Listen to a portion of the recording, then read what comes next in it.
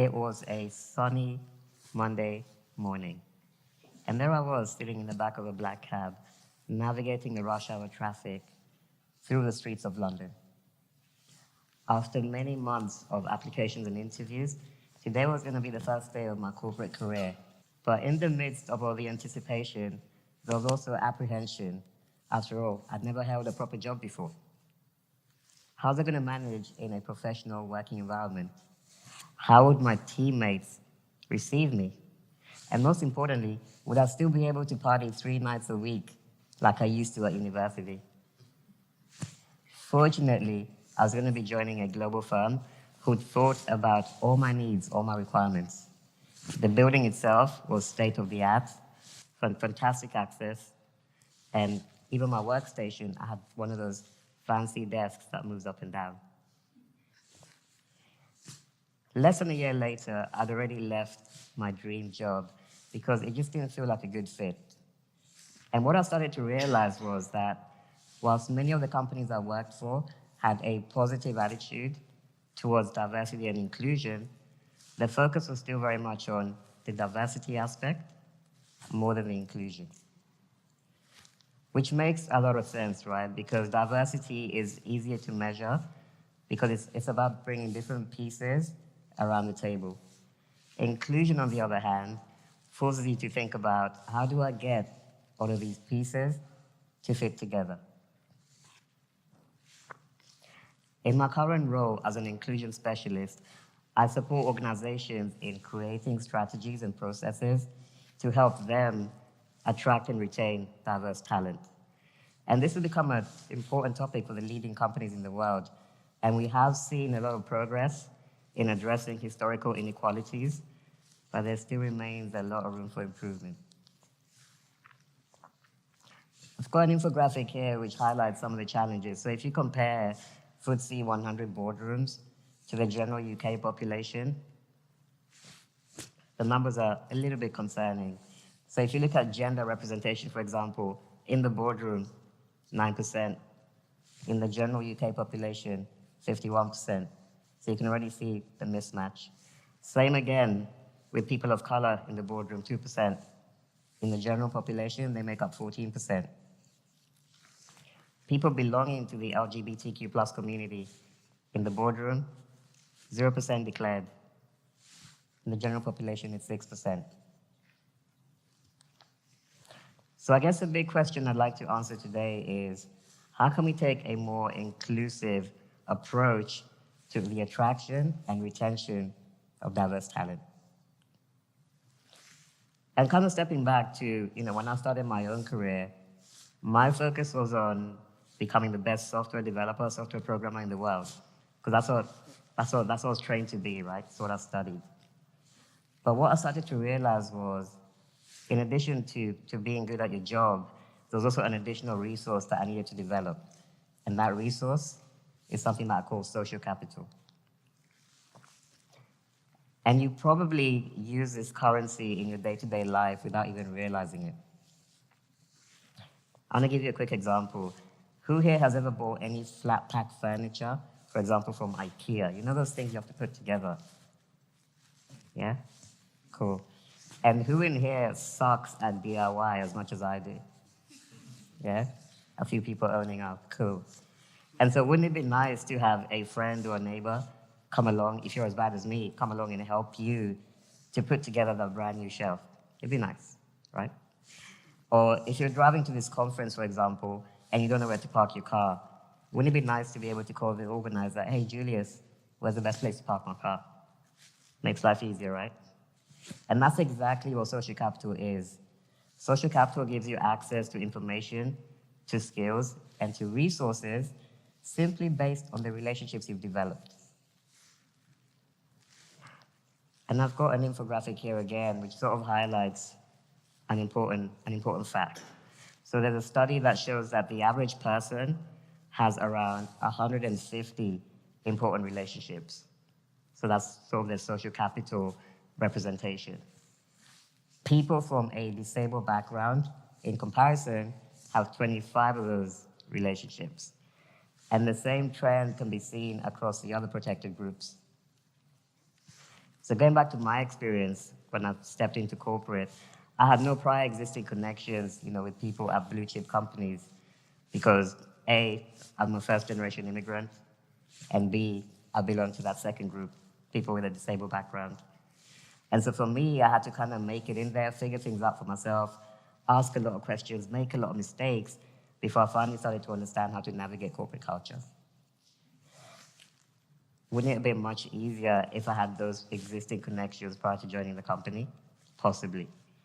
And I'm not here to say that the only way to succeed in a career or in any environment is purely based on the people that you know. But it sure makes life a hell of a lot easier, right? So how can we truly say that we're building an inclusive culture if there are unwritten laws for success that are accessible to some demographics or some segments of the population, but not others? Yeah. And it's not just about the relationships a candidate might have prior to joining an organization. Every single day we're making hiring mistakes because we don't see things based on how they are, but we see things based on how we are. I'm gonna give you a quick example. So picture the scene with me. A recruiter rings up a candidate for a telephone interview. Hello, could I speak to Joanne, please? Yeah, it's Joanne speaking. Could I speak to Joanne, please? Yep, it's Joanne speaking. I'm sorry, it's a terrible line. Please could I speak to Joanne? It's still Joanne speaking. Meet Joanne. My friend Joanne happens to be transgender, and so for her, one of her biggest challenges is her voice match, because it doesn't necessarily correlate with somebody called Joanne. She has a deeper voice, right? And we all have these unconscious biases, and I'm even going to take a moment to call myself out on something that I did recently. So I posted a video online. I thought it was a good video. I was expecting really good feedback. But one of the points that I got back was, hey, Winston, for somebody who labels themselves as the inclusion specialist, quote unquote, it's interesting that you forgot to include text captions for people who are deaf or hard of hearing. Right. Complete oversight by me, but again, a confronting reminder that we all have a responsibility to continue to embrace people from all walks of life, not just people who are like us. Yeah.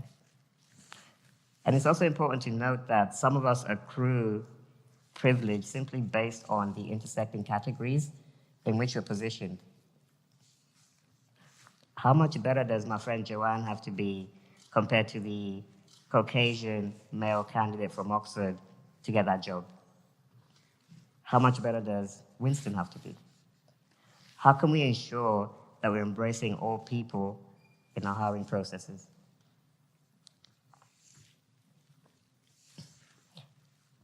And the other thing to note is, it's not just about thinking the hiring processes or pre-onboarding.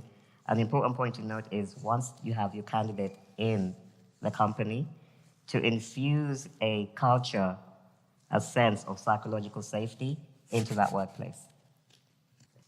Or perhaps some of you have been guilty of sending across such emails, as per my last email, right? And we're all guilty of sending out passive-aggressive communications from time to time, right? I'm especially bad when I'm tired, when I'm stressed, and actually especially when I'm hungry. Just let's not email each other. But it's important to note that, that communication could be having a damaging effect on somebody else, right? Because think about it, going back to my junior experience joining a corporation, if I was constantly getting emails like these, what would that do for my self-esteem? What would it do for my ability to build relationships with my colleagues? Would it make me want to be more bold and willing to take risks? Probably not, right? And what about workplace banter, workplace humor? Do we sometimes take it too far with the jokes? Remember, what might be funny for me might be having a damaging effect on somebody else. Yeah. And as I begin to wrap up, what I want to do is take you through a couple of tools, a couple of platforms which I've come across, which I think would start to address some of these inclusion questions that I've raised today. So on your top right, you've got a tool by a company called Holaroo. The tool is called Be Ready. And so what that does is it's particularly aimed at graduates. So when graduates are about to join a big corporation, they'll be given access to Be Ready, which just looks like a web platform. And that will give them access to company information, resources, but most importantly, the people in that company, the people they'll be working with. And I love this tool because I see it as one of the ways we can start to build social capital and build up those relationships prior to onboarding, which would have been super beneficial for me when I started working. The next one to the right of that is something called the Harvard IAT, which is the Implicit Association Test. Some of you might have heard of it, but it's an incredible tool which takes you through a survey and allows you to start exposing or to start identifying some of your own unconscious biases. Because remember, we all have them. We all have these stereotypes. Yeah? And thirdly, which is not appearing on the slide, is a tool called Grammarly. And what Grammarly does is it does its email sentiment analysis of the tone of your written communications. And actually, it gives it an emotional rating. So you write an email, and it gives you a rating, for example, angry or, pessimistic or frustrated.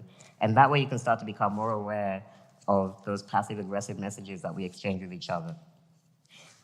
And this is by no means an exhaustive list, but hopefully a starting point for conversation and further exploration. I want to live in a world that is truly inclusive, and I'd like to invite you to help me create this world, whether it's for the first-generation immigrant, the transgender person, or the left-handed introverted vegan, right? And at this point, you might be thinking, hey, Winston, this all sounds really good, but how can I help? In every situation, whether it's business or in life, I would love for you to remember to ask yourself this one simple question. Who am I excluding?